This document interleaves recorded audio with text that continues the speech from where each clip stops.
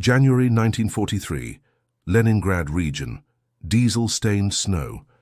A Soviet colonel watches through the fogged lens of binoculars as a German tank advances alone across the frozen plain. He laughs. His staff laughs with him. "Another German steel box," he mutters.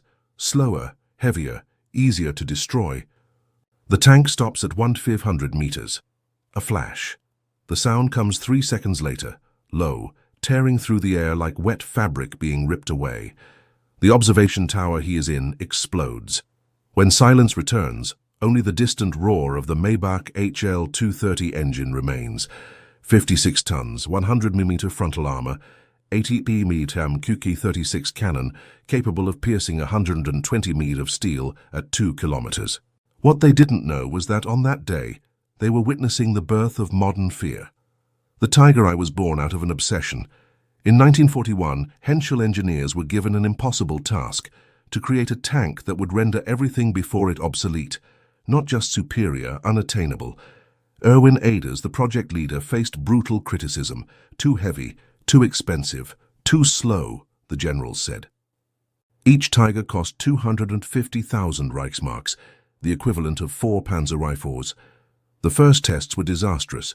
The Maybach Olvar transmission failed. The 725mm tracks sank into the mud. Fuel consumption was obscene, 450 liters per 100 kilometers in difficult terrain. "It's a circus elephant, not a tank," wrote a Guderian officer. But Aders didn't give up. He calibrated the turret's hydraulic system. He reinforced the bearings. He tested the 88mm gun, originally an anti-aircraft gun, until it could fire with deadly accuracy at ranges that humbled any Soviet or American armored vehicle. No one imagined that that apparent failure carried the seed of invincibility. September 1942, Leningrad region. 4 Tigers were sent to the Eastern Front. 2 got stuck in the mud before firing a single shot. A third suffered transmission failure. The 4th was surrounded and abandoned by its own crew. The Soviets recovered the wreckage. The NKVD report said, "Useless giant. Excessive weight compromises mobility. No strategic threat." Stalin read it, smiled, filed it away. The Germans seemed to have created a monument to their own arrogance. Expensive, slow, fragile. A perfect symbol of Nazi decadence for now. January 16, 1943, Sinyavino village. A unit of Soviet T-34s, 15 tanks, advanced to recapture a strategic road.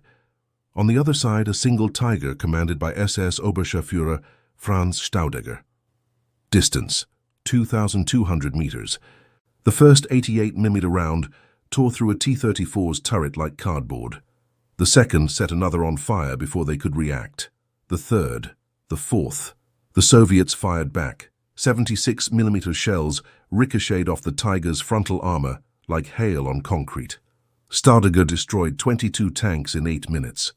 When silence returned, Tiger was still intact, smoldering, motionless, invincible. The Soviet report was rewritten. Unknown unit, unclear firepower, urgent technical analysis requested. March 1943, Kharkov. Soviet engineers finally got their hands on a captured Tiger intact. Betrayed by its own broken transmission, they took it apart piece by piece. Chief Engineer Nikolai Astrov stood silently before the turret. Side armor thickness, 80mm. Front, 100mm. Minimal slope, pure brute force. "This is impossible to mass produce," he muttered. "Impossible to transport. Impossible to maintain in the field." But then they tested the cannon. The KWK-36's rate of fire was slow, 6 rounds per minute, but each AP-40 round penetrated any known Soviet armor at absurd distances.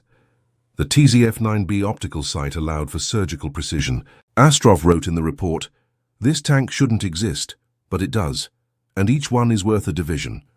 The Soviet High Command ordered immediate countermeasures, development of the IS-2, 85mm anti-tank guns, larger mines, ambush tactics. But the panic had already begun.